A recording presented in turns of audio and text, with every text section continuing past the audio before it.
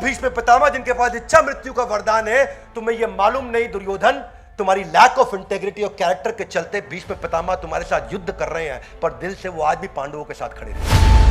दुर्योधन की मानसिकता देखो, उनको पांडवों की टीम में कोई नहीं दिखा। उनको यह भी नहीं दिखा कि त्रिलोकीनाथ सर्वलोक महेश्वरम स्वयं श्री कृष्ण वहां बैठे हैं। जब तक आपको सामने वाले की डेप्थ, उसकी सप्लाई चेन की, उसके सप्लाईज की और उसके सप्लायर की नहीं पता चलेगी, तो आपको समझ नहीं आएगा कि वो लड़ेगा कितना लंबा। Ignoring to listen when it is most needed to listen. आप इतने अच्छे नहीं हो जितना अपने आप को अच्छा समझते हो, और सामने वाला इतना कमजोर नहीं है जितना आप उसको कमजोर समझते हो।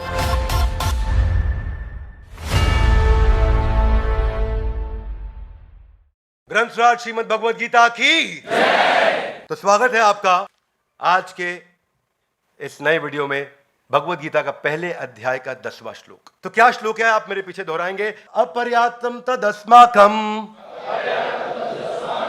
बलम भीष्माभिरक्षितम पर्याप्तम त्विदमेतेषां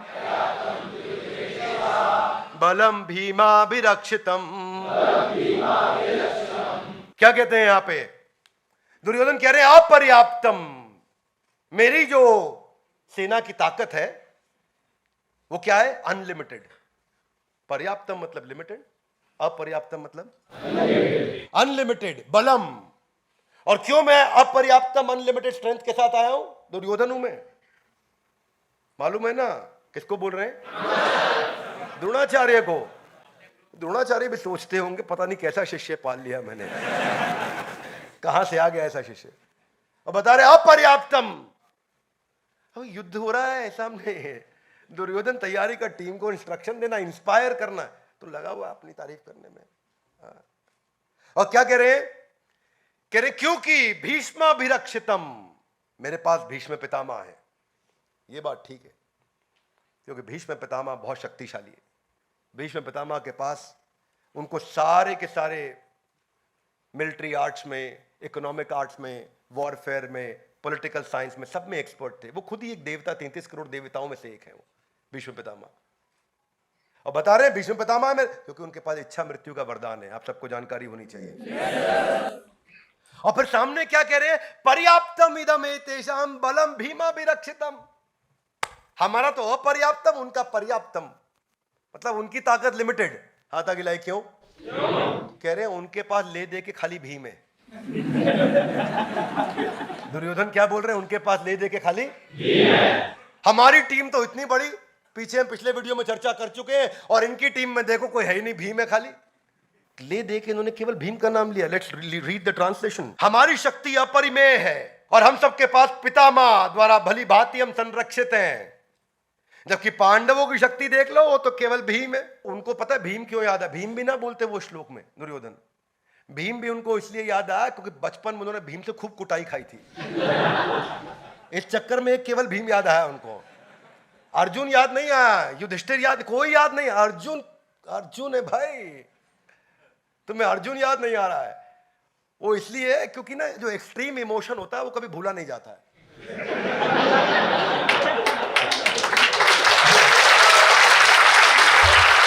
अब वो बचपन में जो जो हाल भीम करते थे, उधर उठा पटक, उधर उठा पटक, हर खेल में वो जो अपने खेल खेलते थे, कुश्ती कराते थे उनको, उसमें भी भीम मौका ढूंढते थे कि इसको उठा के पटकू में दुर्योधन को। उस चक्कर में उसको कोई याद नहीं रहा। आप सबको याद है अमेरिका में ट्विन टावर में जो अटैक किया, कौन से साल में किया? 9/11। मुंबई में कब किया? 26/11। क्यों? एक्सट्रीम इमोशन है, याद रहता है। इंडिया श्रीलंका से वर्ल्ड कप क्रिकेट दूसरी बार जो फाइनल में वर्ल्ड कप जीता, कौन से साल में जीता? पहली बार कब जीता? 83। हाथ आगे लाइए। एक्सट्रीम इमोशन, एक्सट्रीम इमोशन याद रहता है। अब ये भाई साहब परसों रात को क्या खाना खाया इनको याद नहीं, किसी को याद नहीं। लेकिन आज से 10 साल पुराना, 20 साल पुराना इंसिडेंट आपको याद है। 26/11, 9/11। क्या मेरी बात समझ आ रही है? परसों आपने क्या कपड़ा पहना आपको याद नहीं, लेकिन 12 साल 20 साल पुराना इंसिडेंट किसी ने आपकी बेइज्जती करी होगी तो हर एक को याद होगा। Yes no? वही भगवद गीता में आ गया। आज वही दुर्योधन का हाल दिख रहा है। मैं भी सोच रहा था कि दुर्योधन की मानसिकता देखो, उनको पांडवों की टीम में कोई नहीं दिखा, उनको यह भी नहीं दिखा कि त्रिलोकीनाथ सर्वलोक महेश्वरम स्वयं श्री कृष्ण वहां बैठे हैं, उनको वो भी नहीं दिख रहा है। उसको खाली भीष्म पितामह अपनी साइड से दिख रहे हैं, हल्के में ले रहे हो। That's the problem with Duryodhan मानसिकता। ये जो है ना, इसको बोलते हैं playing my favourite trap, centre stage trap बोलते हैं, सेंटर स्टेज ट्रैप। ये पता है क्या ऐसे होता है सेंटर स्टेज ट्रैप? ये ऐसे होता है कि जैसे सरपंच है, सरपंच गांव में होता नहीं होता, सरपंच को 4 लोग माला ज्यादा पहना देते हैं तो उसके मन में ऐसा आ जाए कि अब तो मैं प्रधानमंत्री को हराऊंगा इलेक्शन में। तो दुर्योधन का ऐसा ही हाल था, है कि नहीं? और उनको लगा प्रधानमंत्री कोई है नहीं, खाली भीम है वहां। इसको बस भीष्म पितामह की तरफ देख के इशारे में बोल भी दिया, भीम को निपटा दो, बाकी सबको मैं देख लूंगा। आज भी उसको भीम का डर है, उसको पता है इसको नहीं छेड़ पाऊंगा मैं। इसीलिए कोई आदमी घबराहट में एक ही का नाम लिया ना, टेंशन में नाम एक ही का निकला, किसी और का निकल नहीं रहा नाम। This is called Waterloo trap and this is how we miss out.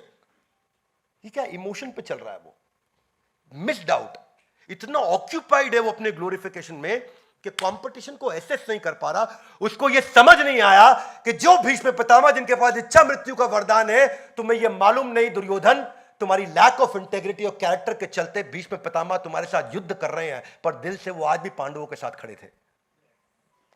वो चाहते ही नहीं थे कभी पांडव हारे, वो चाहते थे पांडव जीते। अंदर से भीष्म पितामह हमेशा चाहते थे पांडव जीते हैं, कृष्ण को प्रणाम करते थे वो। तो ये कंपटीशन एनालिसिस करना ना कर पाना कि कंपटीशन इतने दिन में, उसको क्या लगा दुर्योधन को, हम लोग राज्य में, हम लोग सत्ता में, हम लोग पावर है, हम एस्टैब्लिशमेंट है, ये एंटी एस्टैब्लिशमेंट है, ये इनके पास पावर है नहीं, ये बहुत दिनों से वनवास के बाद आ रहे हैं लौट करके, अज्ञातवास के बाद आ रहे हैं लौट के, इनके पास क्या है? ना सेना थी, ना ताकत था, ना धन था, ना ऐश्वर्य था, ना कुछ था। ये 5 पांडव जंगल से घूमते फिरते आके थोड़ी बहुत टीम बना के खड़े हो गए, केवल भीम है। दुर्योधन ये समझ नहीं पाया कि इतने दिन में ये कितने स्ट्रैटेजिक अलायंस करके आए हैं। वो समझ नहीं पाया कि इतने दिन में ये कितने राज्यों के साथ पार्टनरशिप करके आए हैं। वो समझ नहीं पाया इतने दिन में कितनी इंटरनेशनल अलायंसेस को साथ में लेकर के आए हैं पांडव। वो समझ नहीं पाया कि स्वयं श्री कृष्ण ने वहां पे जो उसने खुद बहुत बड़ी गलती करी, जब कृष्ण अपने शयन कक्ष में आराम कर रहे थे और यह डिसीजन होना था कि कृष्ण किसकी तरफ होंगे, तो दुर्योधन पहले वहां पहुंचे, थोड़ी देर उनके चरणों के पास बैठे रहे और सोचे मैं राजा तो मैं हूं, क्यों चरणों पे बैठूंगा, सर के पास चले गए। इतने में अर्जुन बाद में आए और दोनों वेट करे कि भगवान की नींद खुले तो उनसे बात करे। भगवान की नींद खुली तो भगवान ने पहले अर्जुन को देखा, सामने मेरे चरणों में बैठा है। दुर्योधन ने कहा पहले मैं आया हूं, बात पहले मैं करूंगा। बोले आप पहले आए हो, लेकिन अहंकार के चलते आप आके मेरे सर के पीछे बैठ गए, वो मेरे चरणों में बैठा है, तो पहले बात करने का अवसर अर्जुन को दिया जाएगा। अर्जुन बताओ तुम्हें क्या चाहिए? तुम्हें मेरी नारायणी सेना चाहिए या मेरा मॉरल सपोर्ट चाहिए? दुर्योधन टेंशन में, वो बहुत टेंशन में, ये नारायणी सेना ले गया तो मेरा गेम ओवर ना हो जाए। ले दे के पांडवों के पास तो कृष्ण की सेना आनी थी और कुछ था नहीं। उसका कंपटीशन एनालिसिस इतना कमजोर। क्या होता है, स्टार्टअप आता है, सोचता है बाजार में मैं भी यूनिकॉर्न हो जाऊंगा, अभी रातों रात यूनिकॉर्न हो जाए। क्या बात कर रहे हैं, ऐसे फंडिंग आ रही है, बाहर ही तो खड़ा चेक लेकर के। ये सोच करके जो है अपना कूद जाते हैं बाजार में, देखते नहीं, प्रोडक्ट को समझते नहीं, मार्केट की प्रॉब्लम को समझते नहीं, कंपटीशन को समझते नहीं, और अपना सेल्फ ग्लोरिफिकेशन में आ गए और ये समझाने में लगे कि मैं कितना इंटेलिजेंट प्रोडक्ट लेकर के आऊं, मेरा आइडिया स्टार्टअप का देखो। और वही दुर्योधन ने वहां पे टेंशन में आ गया, अर्जुन मांग लेगा। तो जब पूछा भगवान ने क्या चाहिए अर्जुन तुमको, तो उन्होंने कहा कि भगवान मुझे नारायणी सेना नहीं चाहिए, मुझे स्वयं नारायण चाहिए। मुझे नारायणी सेना नहीं चाहिए, मुझे स्वयं नारायण चाहिए। उधर से दुर्योधन मंद मंद मुस्कुरा रहा, बहुत बेवकूफ निकला है, इतना मंद बुद्धि होगा अर्जुन मुझे मालूम नहीं था। तो यहां दुर्योधन चेक भी कर लिया, भगवान आप क्या करोगे इनकी तरफ से, आप तो मॉरल सपोर्ट दे रहे हो। तो उन्होंने कहा हाँ अर्जुन ध्यान रखना, मैं युद्ध में पार्टिसिपेट नहीं करूंगा, मैं खाली बैठूंगा, कोई गाइडेंस चाहिए हो तो ले लेना। कहो वो ज्यादा से ज्यादा तुम्हारा ड्राइवर बन जाऊंगा, इससे ज्यादा कुछ नहीं करूंगा, युद्ध नहीं करने वाला मैं। तो अर्जुन ने कहा भगवान जिसके पास आप आ गए उसके पास सब आ गया, मेरे को आपकी मेंटरशिप, आपकी गाइडेंस, आपकी कोचिंग, आपकी टीचिंग, आपकी एडवाइस चाहिए बस। आपकी शक्ति आ जाए तो सब हो जाएगा। दुर्योधन को एक्चुअली लग रहा था कि जब भगवान ये बात बोल रहे हैं ना कि भाई मैं युद्ध नहीं करूंगा, अर्जुन दोबारा कंसीडर कर लो अपने डिसीजन को, मैं केवल तुम्हारे साथ रहूंगा, एडवाइस दूंगा, युद्ध नहीं कर। तो दुर्योधन दोबारा टेंशन में आ गया, भाई अर्जुन डिसीजन ना बदल दे कहीं। और अर्जुन डिसीजन नहीं बदला, अर्जुन टिका रहा। अर्जुन बोला भगवान आप ही चाहिए, नारायणी सेना में क्या करूंगा, जिसके पास नारायण है। सेना तो उसी की बनाई हुई है, वो इस सेना को दोबारा बना देंगे। दुर्योधन के साथ दुर्योधन एकदम खुश छलांग मारा। दुर्योधन ने बोला अब तो भाई देखो बची कची कृष्ण की सेना उनको मिलनी थी, वो भी हमारे पास आ गई। तो we are living in a society of limited self reflection. इतना लिमिटेड सेल्फ रिफ्लेक्शन है हमारा। The opinion that how I am better than the other person, इसको बोलते हैं अबव एवरेज सिंड्रोम। इसको बोलते हैं अबव एवरेज सिंड्रोम। ये कॉग्निटिव बायस है जो आपको ओवर एस्टिमेट करता है और सामने वाले को अंडर एस्टिमेट करा देता है। You are not good at judging other people and estimating their strength and power, so you become more prone to making a lot of mistakes. That's Duryodhan. Inaccurate evaluation of risk. वो risk को evaluate नहीं कर पाया दुर्योधन कि सामने वाले क्या क्या तैयारी करके बैठे हैं। वो अपनी टीम की तारीफ कर रहा है और ये अंडर एस्टिमेशन जो था इसने फंसा, क्योंकि अभी तक केवल अपनी तारीफ कर रहा था, अब यहां ये भी बता दिया कि सामने वालों में तो केवल भीम बैठा, वहां कोई है ही नहीं। यही कारण है every second business is failing in first 5 years। Hey guys one more time, every second business in India is failing in first 5 years। पहले 5 साल में हर दूसरा बिजनेस जाके खत्म हो जाता है, यानी कि 50% बिजनेस पहले 5 साल में खत्म हो रहे हैं। जबकि पुराना डेटा क्या है 2016 का कि 90% बिजनेस हर 5 साल में खत्म हो जाते हैं। और वो क्यों है? क्योंकि आप राइवल्स को नहीं समझ रहे और कंज्यूमर को नहीं समझ रहे। देखिए ये एनालिसिस कैसे होता है। एक तो होता है इररेगुलर एनालिसिस।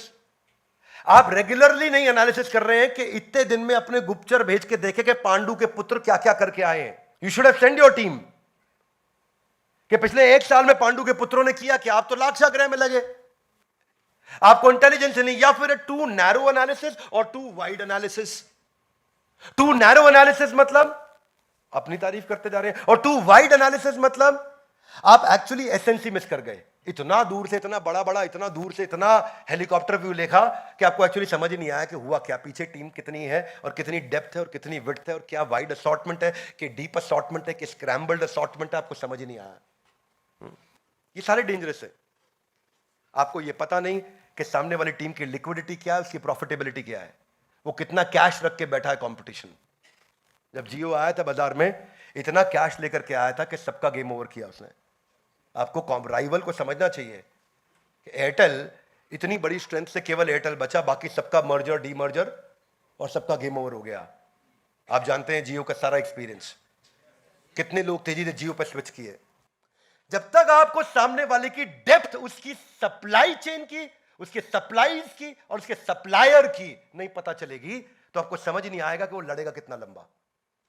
सप्लाई और सप्लायर्स, कितनी सप्लाईज है और कितने सप्लायर्स हैं। यानी कि आज पांडवों की सेना में कितना एम्यूनेशन और कितनी टीम है और कितने लोग पीछे से आ रहे हैं जो सप्लाई देते चले जाएंगे। चाणक्य पंडित ने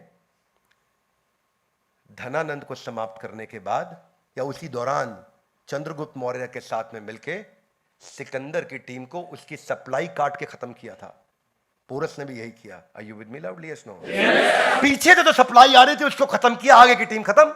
योगेंद्र सिंह यादव जी के साथ एक वीडियो 15 अगस्त को दिया हमने, और उसमें उन्होंने क्या बताया कि 21 घंटा लगता था मुझको पीछे बैकपैक लेकर के चढ़ने में, जाकर के कारगिल के युद्ध में, और हम 4 लोग जाते थे ताकि एम्यूनेशन और खाने का सामान ऊपर पहुंचाए। वो थी उनकी सप्लाई।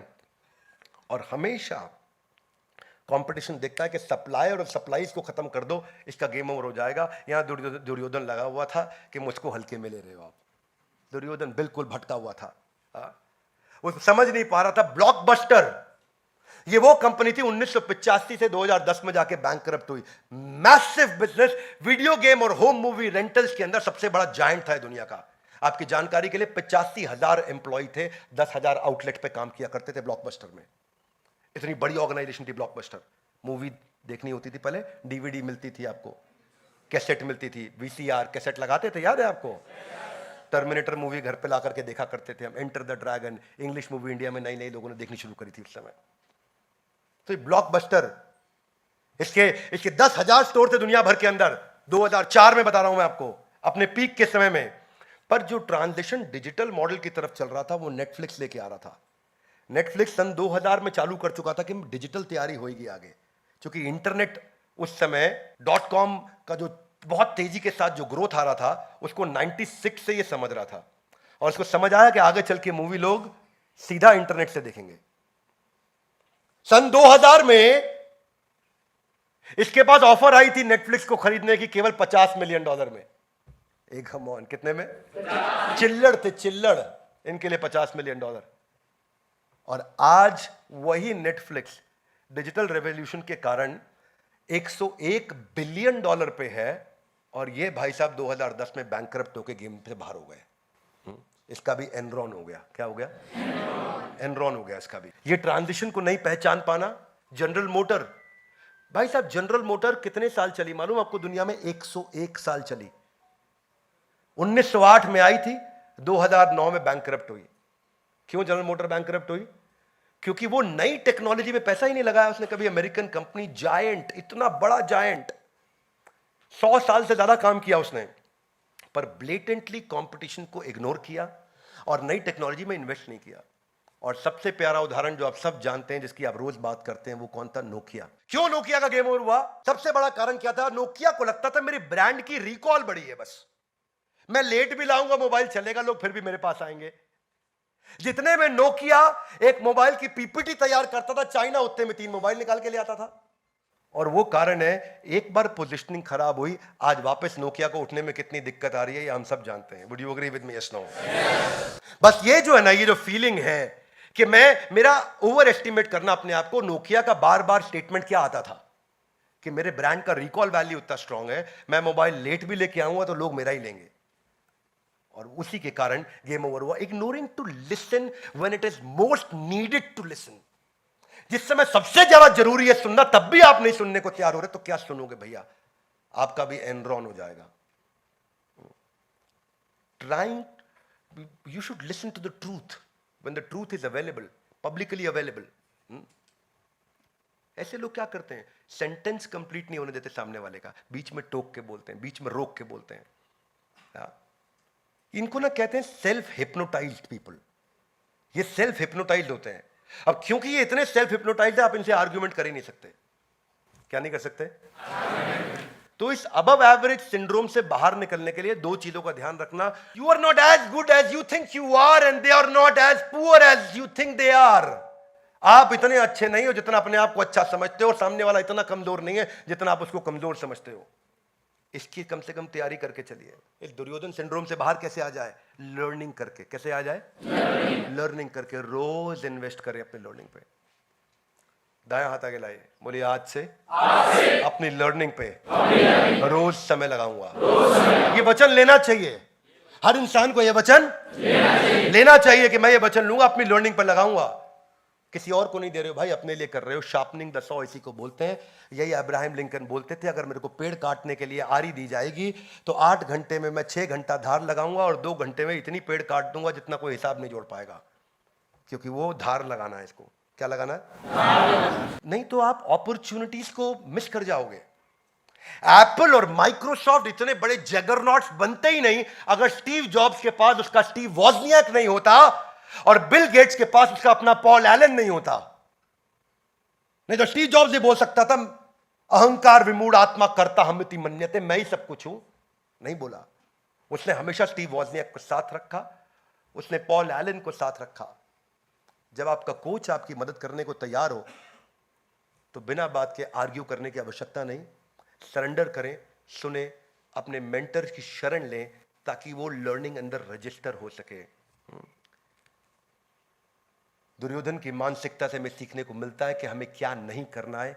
ग्रंथराज श्रीमद् भगवद गीता की हो सके तो इस वीडियो को सब तक क्या करिए? शेयर करिए, ताकि ये वीडियो से हम लोगों को इंस्पायर कर सकें, वो अपने चरित्र को और अपने चित्र को बदल सकें। अपने जीवन को बेहतर बना सकें। इस भारत के यूथ को हमारे को नई दिशा देनी है। हमारे साथ जुड़े रहने के लिए, इस वीडियो को लाइक करके हमारा उत्साह बढ़ाने के लिए, इस वीडियो को सही लोगों तक पहुंचाने के लिए आप सबका हृदय की गहराई से प्रेम पूर्वक बहुत बहुत